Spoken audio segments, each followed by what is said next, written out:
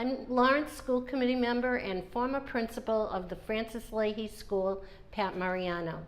Today, in the Lawrence WW1P project, we remember Francis Leahy.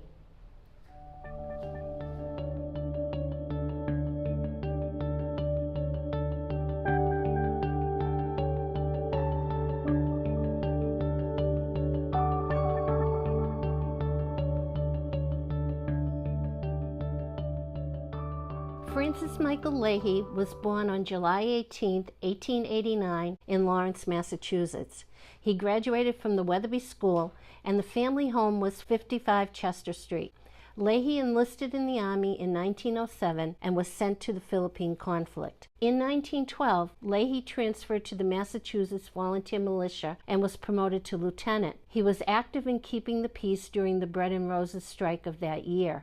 Next, he was sent to the Mexican border in 1916. Leahy exhibited strong leadership, and when the Massachusetts militia was absorbed into the 101st Infantry, Leahy was given command of Company F. When he returned home, he worked as a textile inspector at the Washington Mill and married Alice McFarland. As hostilities prompted the U.S. involvement in the Great War, Leahy re-enlisted in 1917. Before the end of the year, he was in Europe leading his men, and in early 1918 was promoted to captain. Leahy was beloved by his men. They respected him, trusted him, and admired him. In July, he was leading them in battle near Chateau Thierry, in fact, chasing the enemy the day he died. According to Michael Kennedy, a soldier who Leahy commanded in the 101st, Captain Leahy died 20 yards from him on the afternoon of July 24th. Kennedy describes the circumstances in a letter home just days later. "We had a scrap with the Germans the day before and drove their rear guard machine guns to flight. We rested in that vicinity for the night and started next morning, this being the fourth day for us. We marched about 2 miles and were resting on the roadside when the enemy sent a couple of shells right in our midst, which gave the wound to our brave CO that proved fatal." Before he died, Leahy famously uttered the following instruction to his next in command that made the front pages of newspapers around the country: "Lieutenant Hanson, the command is forward. See the boys through."